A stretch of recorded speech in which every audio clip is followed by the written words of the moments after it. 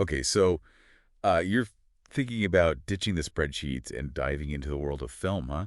Becoming a camera operator. Sounds about right. The stuff you sent over from RoleCatcher, their guide and website, really fascinating stuff. Yeah. I always thought it was mainly about, like, knowing how to use a camera, but there's a lot more to it than that. Yeah, it's sort of like you're like a visual detective in a way. Okay. You're trying to put a story together, but you're doing it frame by frame. Yeah. And you're working really closely with both the director and the cinematographer Uh-huh. to take what's written in the script and make it visually compelling. They actually said in the guide that camera operators sometimes even give advice on how to shoot a scene. That just seems crazy. I never knew they had that much say. They have a huge amount of input, yeah. A good camera operator is going to understand how different angles, different lenses you use, camera movements, all of that can completely change how a scene feels. Yeah. They're like a secret weapon that the director can use to bring out specific emotions, reactions from the audience. Speaking of secrets, they were talking about 4K and 8K cameras being a total game changer. Yeah. I gotta admit, to somebody like me, that just sounds like a bigger number. What's the big deal with the higher resolution? Okay, so think about it this way. 4K and 8K, they capture so much detail, way more than a standard camera. Right. What that means for you as somebody watching is it's the difference between watching a scene and feeling like you're actually there. Right. You're going to notice like every little bead of sweat, every like subtle change in their expression. Wow. But for the camera operator, it's a whole different ballgame technically as well. So you need to like step up your game if you want to use one of those really high-end cameras. Absolutely, yeah. Imagine filming like a car chase, right? Okay. With 4K and 8K, every single detail of the road, the cars, even the actors' faces, it's all amplified. Wow. So even the tiniest little shape, like if it's just a little bit out of focus, it's going to be super obvious. Right. It requires a totally different level of precision, a different level of control to use those cameras. Okay, now I'm starting to see why RoleCatcher makes such a big deal about continuous learning. Mm-hmm. They're very clear that this isn't the kind of job where you just learn the basics and then you're good to go. Yeah, and that's where things get really interesting. RoleCatcher's website, it's almost like having a personal career coach in your back pocket, like constantly pushing you to stay ahead of everyone else. Their whole thing about beating the automated recruiter really caught my eye. AI that reads your resume. That sounds a little bit Black Mirror if you ask me. How does that even work?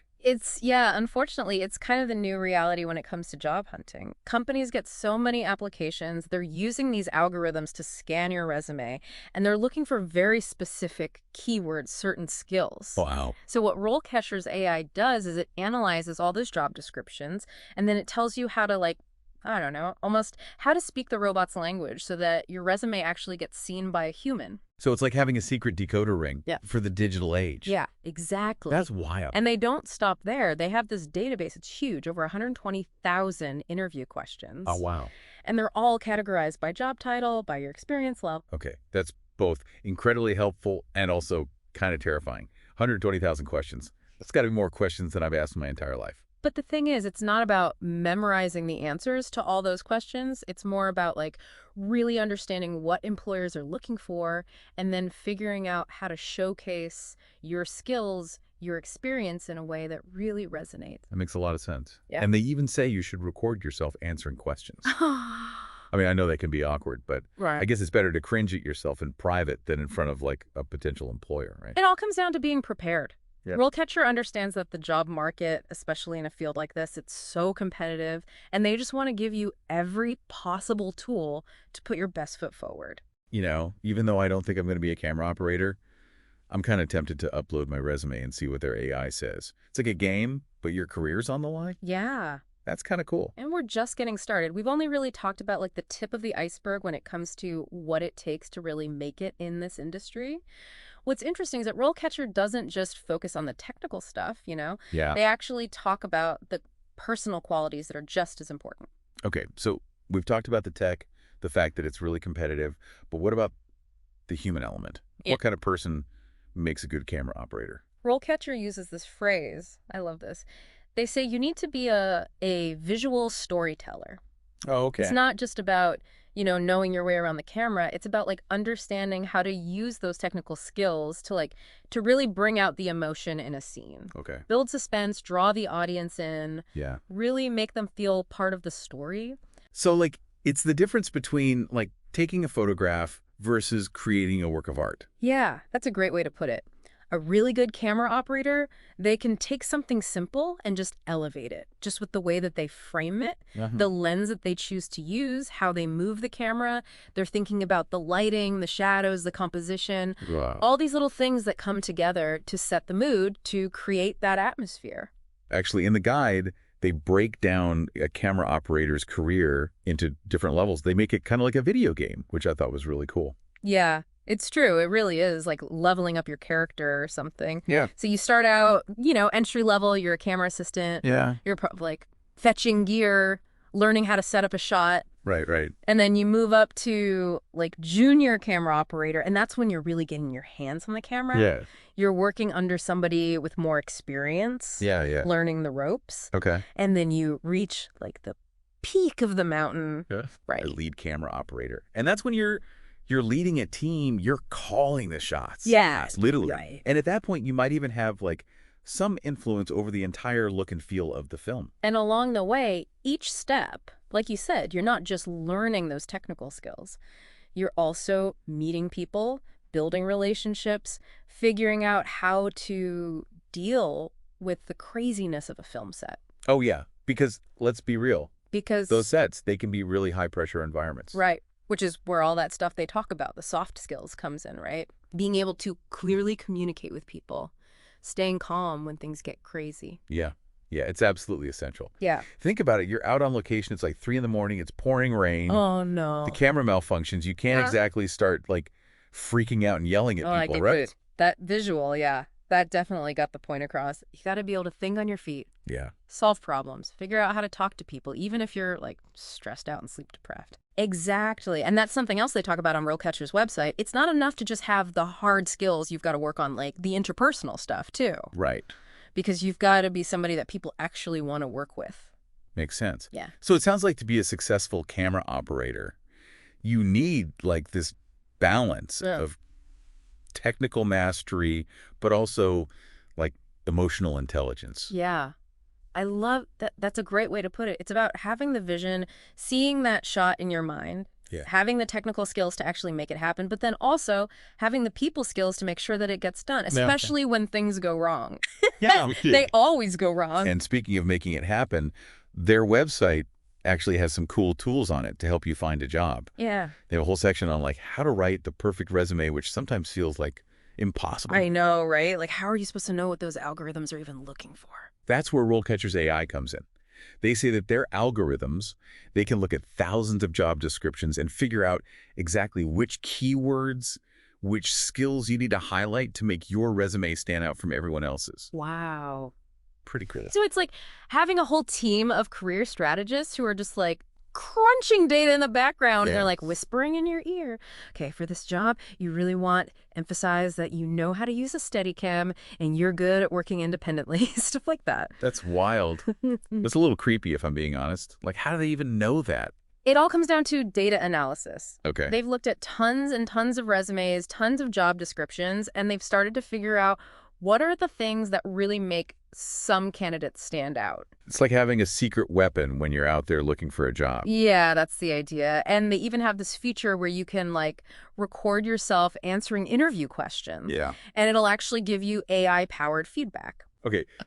I got to say, as cool as that sounds, that's also kind of terrifying. It's like having like this virtual career coach judging your every word, every little thing you do. I know, it's definitely a different approach. Yeah. But wouldn't you rather like figure out if you have any nervous slip tics or, smooth out your answers before you're sitting across the table from somebody who might offer you a job? Okay. Yeah, that's a really good point. It's like having a dress rehearsal before the big performance. Exactly, exactly. And I know some people might think that AI feedback is a little impersonal, but it can actually be really, really helpful for figuring out, what are some things you can improve, things that you might not even realize you're doing. Right. Like maybe you say too much or like you fidget when you get nervous or something. Exactly. Like little things like that can make a big difference when you're in, high pressure situations like a job interview. Totally. And it's helpful to have somebody, even if it's just an AI, to give you that objective feedback. Okay, so we talked about soft skills. What about hard skills?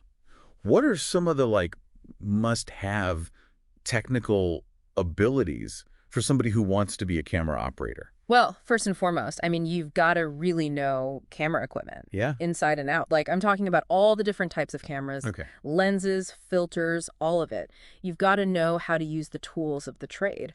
And it's not just about knowing how to use them, but it's about knowing how to use them together to get the effect that you want. That's exactly it. Yeah. For example, like knowing how to change the aperture or the shutter speed Right. can totally change the depth of field, Okay. change the mood of a shot, Mm. and lighting. Yeah, they talk about lighting a lot in the guide. It's so important. A good camera operator is going to know how to use light and shadow Okay. to shape the scene, create depth, give it texture. It's all about using light and shadow to lead the viewer's eye where you want it to go. So it's really a lot more than just like pointing the camera at whatever the action is. Oh, for sure. It's about understanding how all these different elements work together.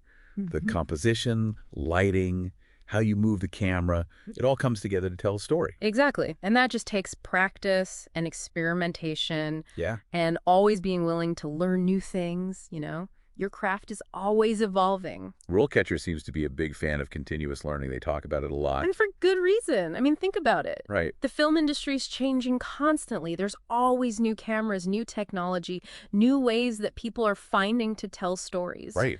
If you just decide you're done learning, you're going to get left behind. It's like they say in the guide, if you get complacent in this industry, Yeah. you're done. Yeah, 100%. And that's where their website can be really, really helpful because Right. they have links to all these workshops, online courses, industry magazines, all sorts of stuff to help you stay on top of everything that's going on. So it's not about like you just get a job and you're good. Right. It's about building like a whole career. It's a lifelong pursuit. Wow. Yeah, like a lifelong pursuit of like getting better at your craft. Absolutely. That's really cool. And, you know, that actually brings us to another really important point that RoleCatcher makes, and that is finding your niche. Okay, yeah, tell me a little bit more about that. Well, you know, the film and TV industry is huge. It is. You've got your big blockbuster films, you've got documentaries, commercials, you've got music videos, Right. web series. I mean, the list just goes on and on. It does. And all those different genres, they all require different skills, you know? They all have different feels. Yeah, so a camera operator that's really good at like a fast action sequence, probably not who you'd want for like a quiet drama. Exactly. So it's all about figuring out, okay, what kind of stories am I most passionate about? What do I really want to tell? Right. And then you work on those specific skill that will help you in that specific genre. So it might take a little bit of experimenting Oh, absolutely. to figure out what your thing is. Yeah. For sure, yeah. You might try out all sorts of projects, work with different directors, Right. see what really clicks. And it's like they say, you know, your niche is out there. You just have to find it. Exactly. Right. And once you find it, you've got to go all in. You've got to become an expert in whatever that thing is. Okay, so let's say you've found your niche. Okay. You're working on those skills. You're always trying to get better. You got a killer demo reel. Mm-hmm. Now what? How do you actually break into this industry and start getting jobs? Well, that's where networking comes in. Okay. RoleCatcher, they talk a lot about how important it is to build relationships with other people in the film industry, Right. which makes sense. Yeah. Because it's not just about what you know, it's who you know. Right. Unfortunately, yeah. It's a tough industry to break into. It is, yeah. So they recommend doing things like going to industry events, Okay. joining some of those professional organizations, really just getting out there and meeting people, Yeah. putting yourself out there. And I imagine like having, you know, your stuff online, that's got to be really important now too. Right. Huge. Yeah, having a website or somewhere you can show off what you can do, that's essential. Yeah. And, you know, social media, don't underestimate that. It's a great way to connect with other filmmakers, other clients, that kind of thing. So you got to do both. You got to get you network in person, but you also got to have that digital footprint. Absolutely. Yeah. And don't be afraid to, you know, shoot your shot. If there's a cinematographer whose work you really love, Yeah. or a director who's making the kind of stuff that you want to make, reach out to them. Even if they're like super famous and intimidating. Yeah, especially if they're super famous and intimidating. Okay. What's the worst that's going to happen? They don't respond. Right. That's true. But what if you're just starting out? Yeah. Like you don't really know anybody yet. Yeah. Where do you even begin with that? RoleCatcher's advice is to just start small. Maybe volunteer to help a friend out on their short film. Or offer to do like behind the scenes footage for like, I don't know, a local band's music video. Right. Anything to get started. So, like, any experience is good experience at that point. Pretty much. It's about building your portfolio, starting to make those connections, and just showing people that you're reliable. Yeah. You're professional, you're passionate about what you're doing. And I'm sure a good attitude goes a long way, too, right? Yeah. Especially in an industry that's known for its long hours. Absolutely, yeah. Nobody wants to work with somebody who's a pain, you know? Yeah. You want to be positive, be willing to collaborate, Right. go the extra mile. Okay, so we've covered a lot. We've talked about the technical side, those soft skills, how to network, finding that thing that you're really good at. Yeah. Before we move on, I want to go back to something that RoleCatcher mentioned that really stuck with me. Okay, what's that? It's something that I think is so important in any creative field, but especially in something as challenging as filmmaking. Yeah. And that's resilience. Because this is an industry that's known for, like, chewing people up and spitting them out. Yeah. You know? It's tough out there. It really is. How do you deal with that? How do you deal with the inevitable rejection without letting it, like, totally crush you? Yeah. I mean, that's the question, isn't it? Yeah. I think a big part of it is just being self-aware. Okay. Being able to separate your work from your sense of self-worth. Because, like, Right. just because something that you've made, you know, doesn't get chosen or somebody doesn't like it, Yeah. that doesn't mean that you're not talented. That doesn't mean that you don't have potential. Yeah, I mean, that's way easier said than done, though. It takes practice. Yeah. And you know what? It also really helps to have a good support system. Yeah. You've got to have people who get it, people who've been there, Right. and they can be your cheerleaders when you're feeling down. Yeah, it's like having your own little crew, just reminding you Exactly. why you're doing it. Because it's easy to lose sight of that sometimes. Yeah. But when you've got people around you reminding you why you started in the first place, Right.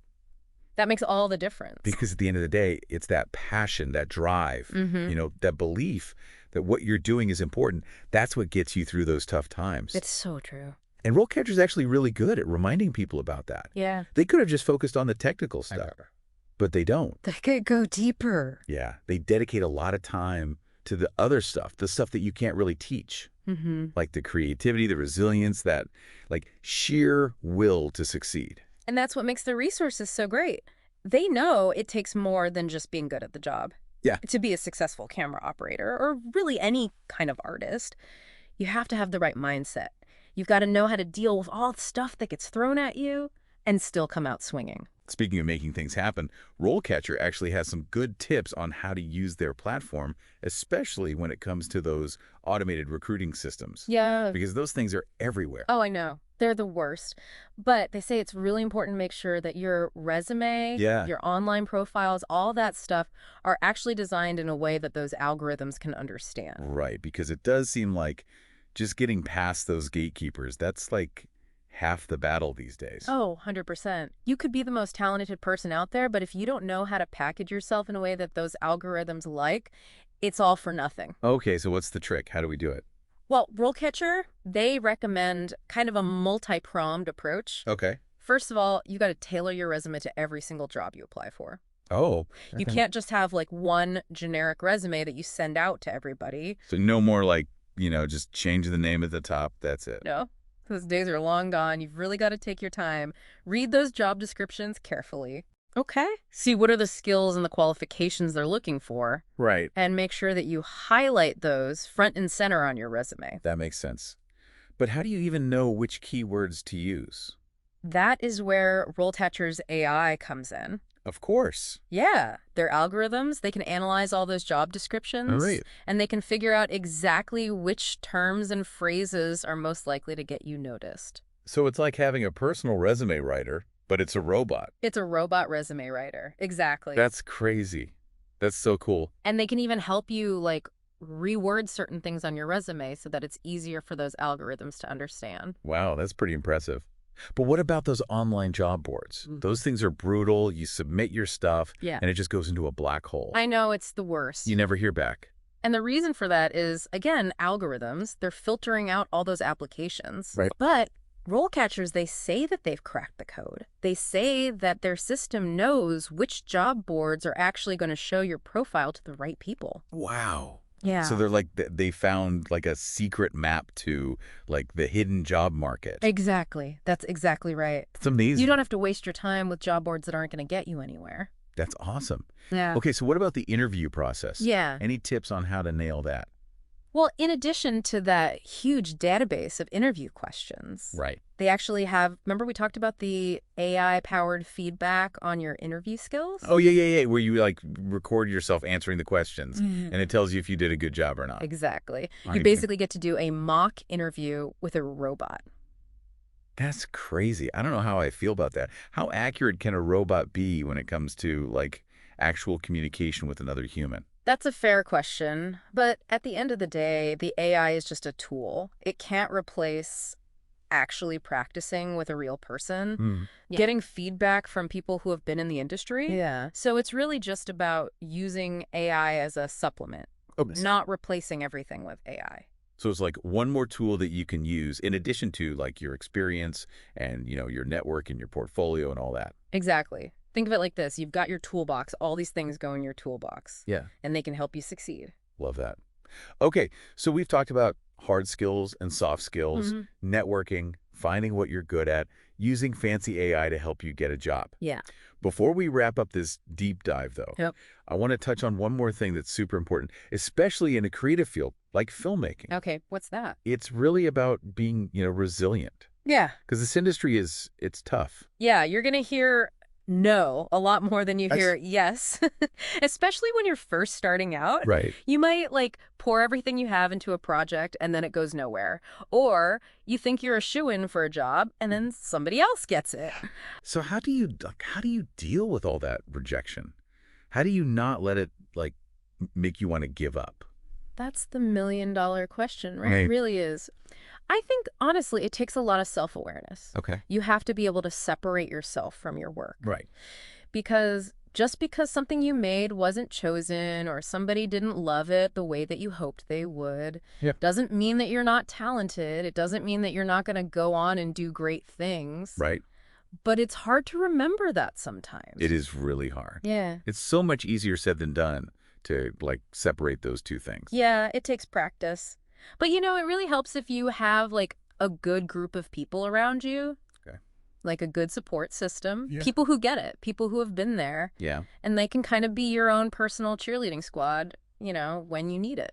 Yeah. It's like having your own crew just to remind you why you started doing this in the first place. Exactly. Because you can lose sight of that so easily in this industry. Totally. But when you have people around you who are reminding you like, no, you're doing this because you love it, Yeah. it makes all the difference in the world. It really does. Because at the end of the day, like you said, it's about passion. Yeah. It's about having that, drive and that belief in yourself. That's what's going to get you through. 100%. You've got to believe in yourself, especially when things get tough. And they will get tough. They do. You know what I thought was really interesting about all of RoleCatcher's stuff? Yeah. Is that they could have just talked about the technical stuff. Yeah. But they don't. They go deeper. They really do. They dedicate so much time to talking about those things that you can't really teach. Right. Like the creativity, having resilience, and just like, that sheer will to succeed. And that's what I think makes their resources so valuable. Yeah. They get that to be a successful camera operator, to be any kind of artist, really. Yeah. It's about more than just, knowing the right way to use a camera. It's about, like, your attitude and how you see the world and how you deal with things when they go wrong. It's about having a vision, So for all those people out there listening Yeah. who are maybe feeling inspired right now, or maybe they're feeling a little bit intimidated by everything we've talked about today, Yeah. what would be like the one piece of advice you'd give them? Don't wait for somebody to give you permission to do what you love. Okay. If you want to make films, go make films. Pick up a camera, start shooting. Don't worry about making it perfect. Just get out there and experiment. Find your people, the ones who get you and who want to see you succeed. And never stop learning. I love that. Well, this has been a really incredible deep dive. Thanks to all the stuff on RoleCatcher. Yeah. I feel like we all just got like a crash course in not just how to be a camera operator, but in like how to follow your dreams. I love it. Couldn't have said it better myself. Well, that's it for this episode of The Deep Dive. We hope you found this exploration of the camera operator career path as insightful and inspiring as we did. Until next time, keep exploring, keep learning, and keep reaching for those stars.